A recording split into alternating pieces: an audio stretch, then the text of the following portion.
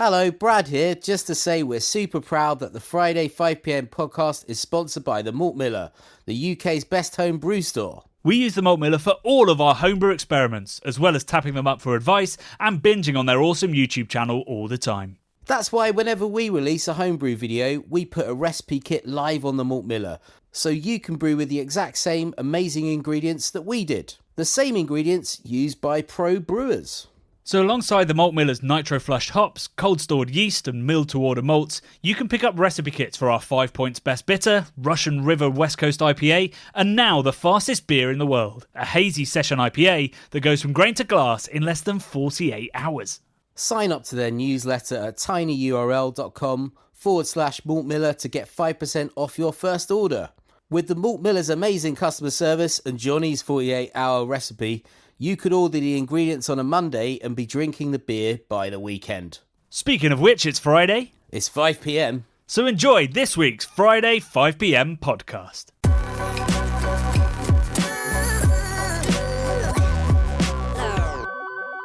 Bradley, what's this stuff falling from the sky? Mate, do you know what? So obviously last week we talked and I'd hurt my big Tony. I've been sleeping downstairs on my sofa because what I'd actually done was I've hurt the tendon in the bottom of my foot, my big toe tendon that connects my big toe to the heel of my foot. So I've been wearing like a moon boot all week. But and how did you cause the injury? Have we established that? Oh yeah. Okay. So when I said last week I went to a wedding on a beach and it was amazing. And I think I did say I went paddling in my linen suit.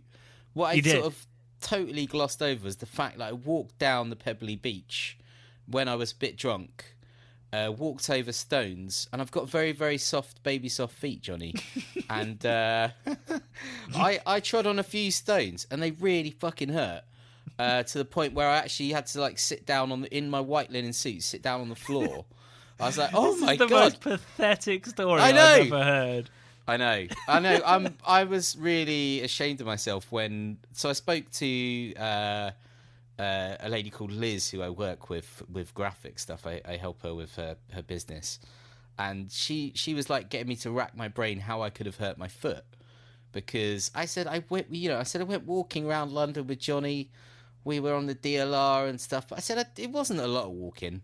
She said, "There's no way it was that, Brad. You've done something else. Rack your brain. And then I thought back to this stone incident on the beach. But the thing was, I did it on the way down to the water, and I did it on the way back up from the water. Was it the same stone? No. But it really got in between the meat of my foot, and it fucking hurt. Like, I've walked along pebbly beaches my whole life. But, like, this one real got me bad. I don't know what happened. Anyway, I did a soft tissue damage to my tendon in my foot, and basically I couldn't put any weight on it for a week. But now I'm able to, in my moon boot, I'm able to walk around a bit. But going back to this stuff that's falling from the sky, Jonny, it's rain, isn't it, mate? And it's amazing. How does that relate? How does that relate to that story?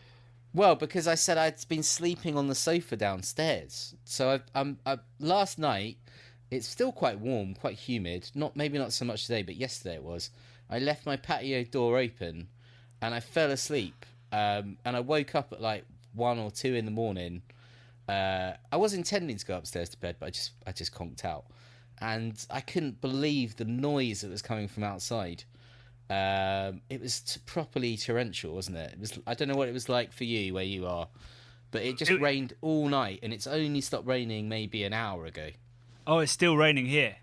Really? It's been torrential. I woke up in the middle of the night, and I assumed it was our fan going, so I got up to turn off the fan, and the fan was already off. And in my sleepy state, I was like, "Wait, something's wrong here." And then, I opened the window and it was right. God, we're boring, Bradley. Living the cliche of being British, we found a way of talking about the weather for 3.5 minutes without actually saying anything. But have you ever done that, right? Where you say, you're like, oh, it must be that the noise is coming from that thing, I'll turn the thing off. And then you turn the thing off and you get freaked out because the noise keeps going. Yeah. I have done that many times. I'd say it's akin to missing a step on the stairs, or when you're in a car and you expect the driver to turn left, and like they turn right, and you're a bit like, ugh! It really wigs you out. Yeah, the noise thing, because you feel like your sort of senses are at odds, because you're like, I know it's coming from that thing. You turn the thing off, and you're like, oh my god, the noise is still there. Well, that's exactly. Well, I didn't turn it off. I went to turn it off, and so I didn't quite have that. But it was just very unnerving to put my finger on the button to turn it off, and it was already off. Yeah. I don't know. I thought the fan was haunted for a tiny second. I mean, bear in mind I was very tired. But I thought I was like, oh my god, the fan is on, even though it's not got power going to it. Yeah. I don't know about where you are, Johnny, but the foxes What? The foxes outside last night sounded like they were having an orgy. There was like it must have been a gangbang of foxes going on. It was Is that the collective noun? Going on. Yeah, gangbang of crack foxes. Gangbang of crack foxes. The noises that they were coming out with mid-storm. Well, it was just before the storm. And they say that animals can sense sort of fields. Always have sex before a storm, Brad. If you're a fox. So I reckon they thought it was going to be the end of the world, and they just let all their inhibitions go and just went for it. They just had a massive, fox orgy. Well, then today there's probably half the foxes are feeling right mugs for falling for it, and the other half of the foxes are like, "I got you good." Yeah. What, right. Beer. We're a beer podcast, yes. Oh yeah. So, you just told me off air that you haven't had a single beer this week because of your foot and myriad things. Yeah, that's a lie, because I've got, obviously we both got fridges full of beer, and the only beer that it was really hot the other day, and I hadn't drunk a beer all week, and I've had this horrible migraine for a lot of the week. And I thought, I can't really face a beer. I'll have this Heineken that somebody left here. So I had this little half a stubby of Heineken, and then I just Bradley, left they're it. on the blacklist. What are your friends doing? Are you not policing what beer is brought into your house? And I'm not joking. I literally police it. It's a stray that's come from somewhere. I didn't drink it though. I had a couple of gulps, and I was like, do you know what? Fuck this. It's rubbish. But this was a mistake. But I just couldn't face drinking any proper beer because my head was banging. But for some reason I thought, it's sort of like water might help. But no, didn't help. So that's my little acknowledgement of drinking something terrible this week. You're letting the side down here. We're supposed to have. You and I agreed that for this podcast we would have drunk something interesting each week, so we can talk about it. I can't. What have I drunk this week? The most interesting thing I've drunk this week was a lemon Fanta. That's the most interesting my week has been, Johnny. Lemon Fanta's too sweet for me. I think it was too sweet for me. I went for a Mexican last night in my new favourite Mexican place, Taca Tacos in Deptford. And they do this beef birria tray where you get, I think, 4 different kinds of tacos. So we're talking like ones that are like little guys, the little corn ones, and then you get big ones that are sort of fried with cheese, and they're kind of folded over on themselves, and they're kind of a bit crunchy. And then another one which is like 2 tacos, one on top of the other, and that's been put on the fryer too. And it comes with a broth, Johnny, a beef broth that you dip everything into it. It is sensational. So that's the most interesting thing you've drunk this week is broth. Yeah, actually, yeah. But it was a bit hot, and I burnt my tongue on it, so I've still got a burnt tongue. Of course you did. You're the kind of guy that breaks his foot walking on pebbles. Yeah, I thought I was indestructible up until literally a couple of years ago, and now hopefully I'm not falling apart. But I'm like, oh shit, I must be getting old because things hurt. But mate, I have fallen off a scaffolding in my time. I've been hit by vehicles. And it doesn't show. I've taken hits to the head numerous occasions playing rugby. I'm sorry about those. All sorts of stuff. Those ones. Oh yeah, you as well. Probably in my sleep from snoring, and when we had to bunk up in rooms together. And man, we don't do that anymore. We're not making a lot of money, but we've made enough money to have separate rooms now. which is I reckon there might be a time when we have to share rooms again. A pinch, you reckon we're in the boom times and there'll be a bus time? Well, no. I'm not trying to say that. I'm just saying some sort of scenarios might come around where we get to a hotel and they're like, "I'm sorry, sirs, we've only got one room left, and it's the honeymoon suite." You can, or whatever. Well, hopefully that's big enough that you can be on the sofa because clearly you enjoy that. Anyway, we've digressed again. This week, I've had some interesting beer. Not a lot of beer. But I mean, mostly I've been drinking through the Time Hops beers that Siren have been sending me. Nice. Last week I helped host. Because last week I helped host their live show version. So for the people that couldn't make it to the screening, they did a sort of live Q&A with Luke from Yakima Chief Hops, and myself and Reiki from Malt Miller, and two of the guys from Siren, Tim and Matt, and we had a lovely time drinking those. And I got a pretty bad hangover off the back of that, if I'm honest. And then I had to drive to Middlesbrough the next day, which from where I live is that's 4.5 hours of driving, and we stopped off at a safari park on the way. So it was a long day of me trying to hide from my wife the fact that I was hungover. Hang on, safari park, Jonny. Safari. We need to talk about this. What safari? Yeah, because it's not about beer, so we probably should. It was a Yorkshire Wildlife Park.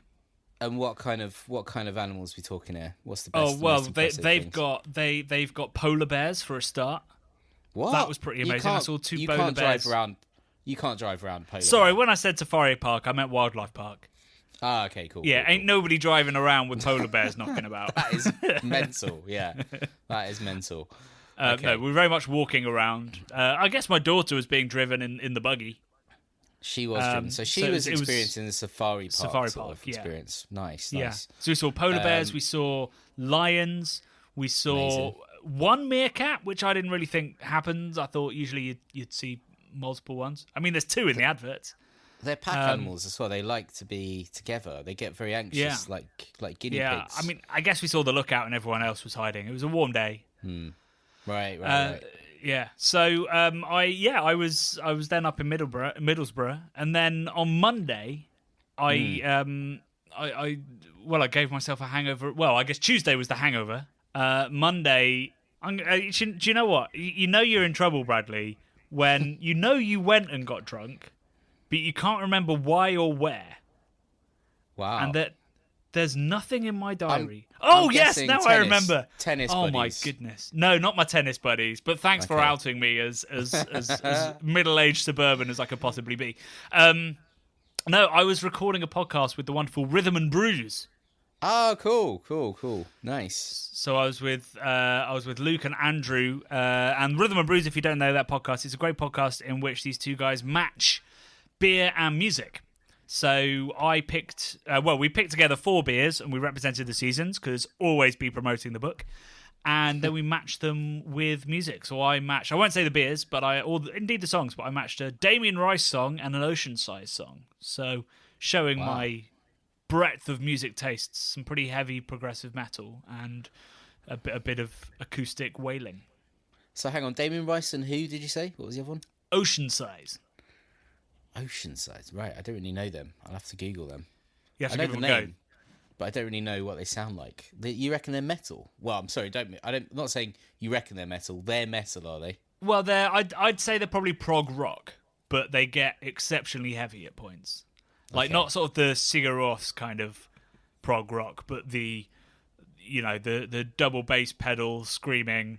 They claim to hold the world record for the longest scream of the C word in recorded music. But I don't know how you'd research that. With difficulty, I imagine, Jonny, and also probably feeling a little bit sad about getting shouted hearing at. a lot of Wow. But anyway, so listen to that podcast. I think it's not September. I think it's the October episode, so a little way away. But we had a lot of fun. We had a lot of beers. We then went for beers afterwards, which was where it all went really wrong. And it was a lot of fun. And also now I'm listening to one of the hosts, Luke. He is in a band called Brutaligators. Good name. So go check out them. They supported one of my favorite bands of all time, which is Tellison, who are also they're sort of they're not pop punks. It's not pop. Post-punk, maybe. Post-punk. Okay. And they're awesome. And Brutaligators are really good as well. I've added some of their tracks to my annual playlist. Maybe I'll add some to my. I have actually. You should do this for the Patreons. I have a Patreon Spotify playlist, so all my favorite tracks. Oh, wow, cool. I slowly put them on there, and I've shared it in the Patreon forum. You should do the same, Brad. I might well do the same. I've got lots of different Spotify playlists that I could bung on there. I've been watching. So I haven't been to any. Just on a musical tip, haven't been to a single festival this year. Have you? Music festival? No, not a single festival. I've been to some gigs, but not a single festival. So I was getting quite upset. My friend Danny's just been to Green Man, and I didn't get the invite. So I was like, man, I really want to go to Green Man. So I've asked if I can go next year. He didn't respond. You probably cut yourself on some grass or something. That's probably why you're not invited to these things anymore. Shut up, Jonny. Shut up. Don't you cheek me. You're probably right though. But as a result, I've been YouTubing people at festivals and stuff, and I found these guys, TPD TV, who seem to have an even better job than us, Jonny. Guess what their job is? To go to festivals and say what they like and what they don't like. They just go to festivals, mate. Their whole YouTube channel, they go all around the place. They go to a festival every weekend. They're kind of like jackass sort of idiot boys that are very immature or whatever. Probably say some stuff which I don't agree with. But they've been to Coachella this year, I believe. I was quite impressed with that and a little bit jealous. And they've been all sorts of UK festivals, and they've done road trips around Route 66 and all sorts of things. And I thought, wow, there aren't that many YouTube channels where I look at it and go, I wish I'd come up with that, or thought. It sounds a festival every weekend sounds kind of exhausting to me. I'm not as social an animal as you. No, I need to sit in my shed on my own sometimes. Yeah, well, I don't think I keep up with these boys either. They've done things like we don't promote Weatherspoons. They've done all 20 Weatherspoons in central London in a single day. This sort of challenge where you have to drink a different alcoholic drink in every single one. And then at the end of it, apparently lots of YouTubers have done this. The last Weatherspoons you go to, you have to ride a Boris bike to it, which is obviously very irresponsible. Yeah. And we don't promote this sort of stuff. But I was like, we could never do this because, first of all, fuck Weatherspoons. And also, we promote kind of positive messages around drinking and not over drinking and such. Well, we try to.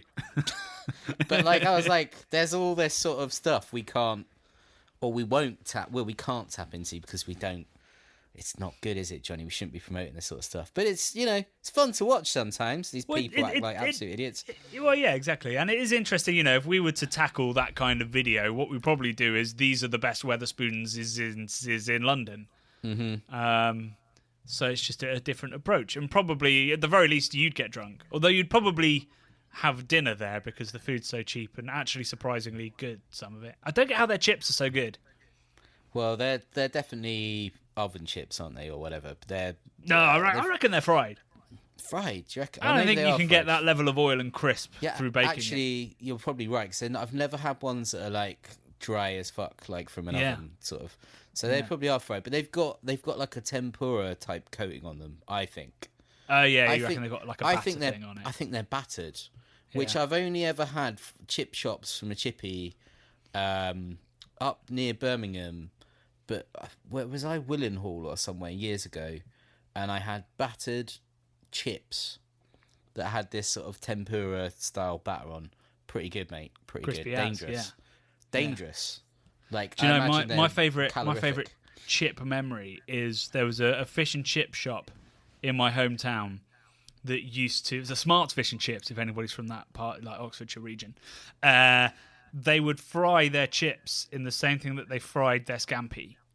So you'd get basically prawn-flavoured chips. And I presume they can't do that anymore because that's an allergen nightmare. Yeah. But, oh my God, were they the best chips. They're the best chips if you like prawns. Yeah, you don't like prawns, do you, Brad? No. So Plus, also, chip. did they do, curry sauce or gravy or cheese on these chips? Could you spec those things? Because I wouldn't have thought a fishy, cheesy chip would be as nice, or a gravy, sometimes fishy chip. You can put more refined cheeses on lobster. That's done. You know, cheese and shellfish is tricky. But we ain't talking lobster thermidor, are we? We're talking chippy. No, smart scampi is a far cry from lobster thermidor.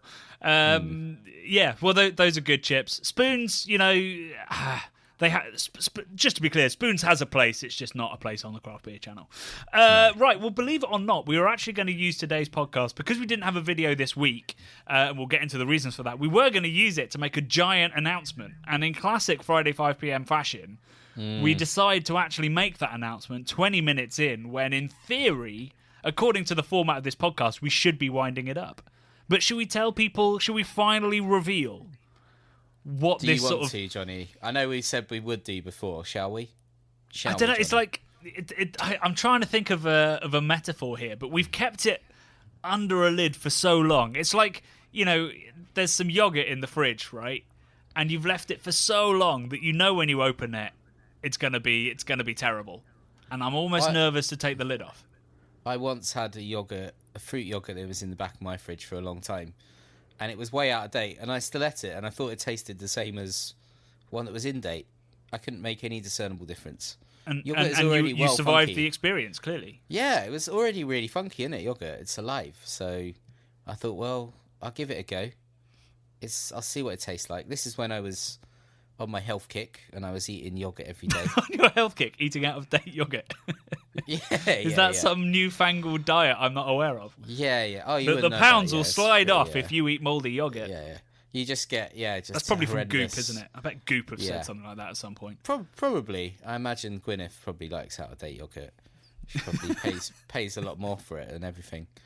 Right. No, we're stalling again, Bradley. We're stalling again because we're not sure that this is the right thing to do. No, but I think it's the right thing to do. We've got to get promoting. Cool. Go on then, start it. Let's just tease it. Just the tip, Johnny, not the whole thing, just a little bit. So many sentences I want to edit out of this podcast.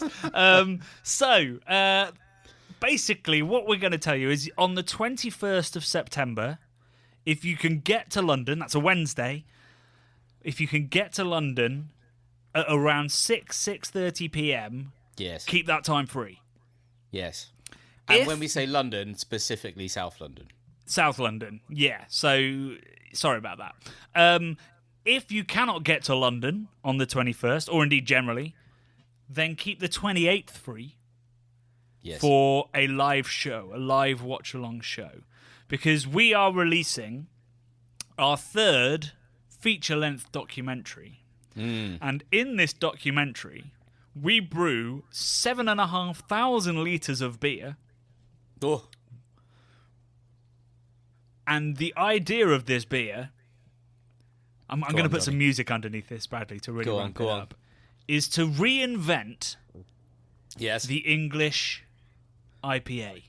Mate.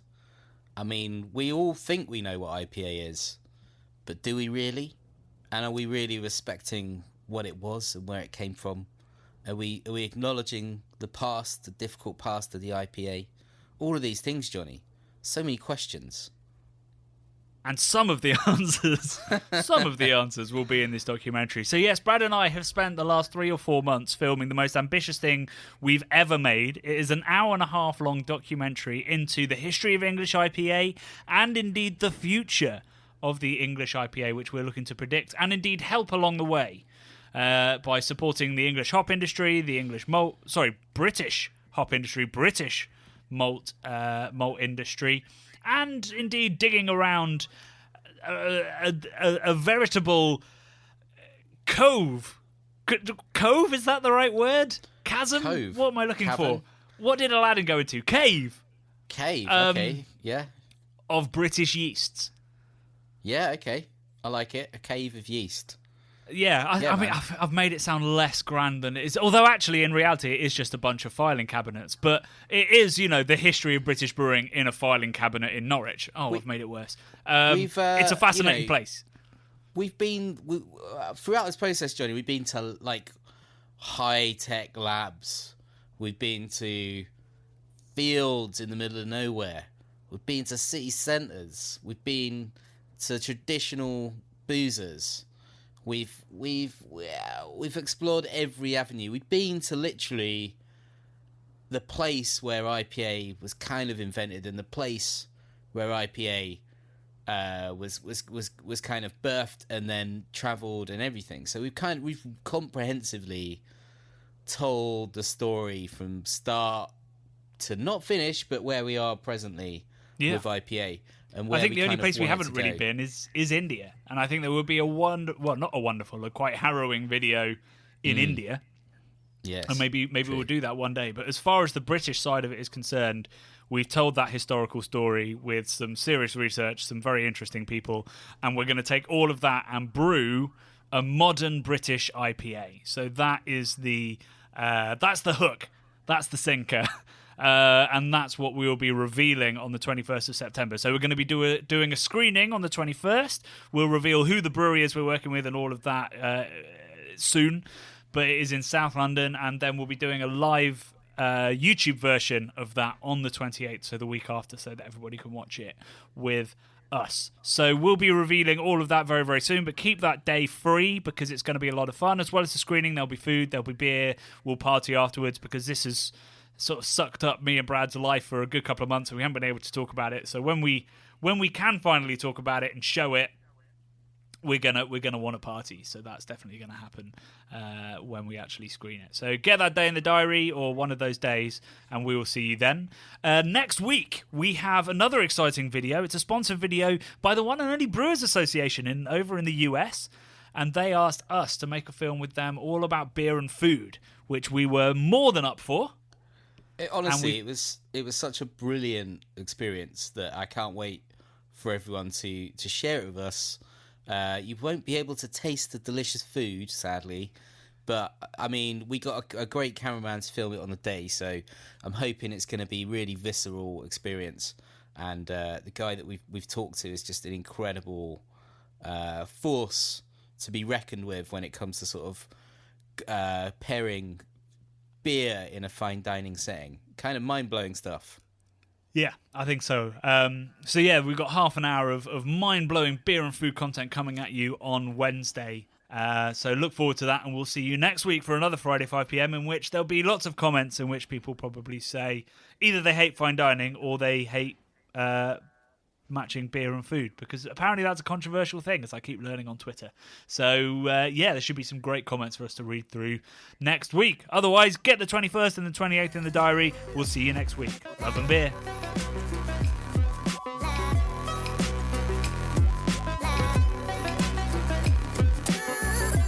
The Bubble and Friday 5 p.m. podcasts are brought to you by the nerds behind YouTube's craft beer channel. You can watch over 400 mini documentaries at youtube.com/the craft beer channel. And if you love what we do, support us via Patreon and get access to merchandise and our amazing Discord forum, a positive and welcoming space for everyone who loves beer, food, and homebrewing. Love and beer.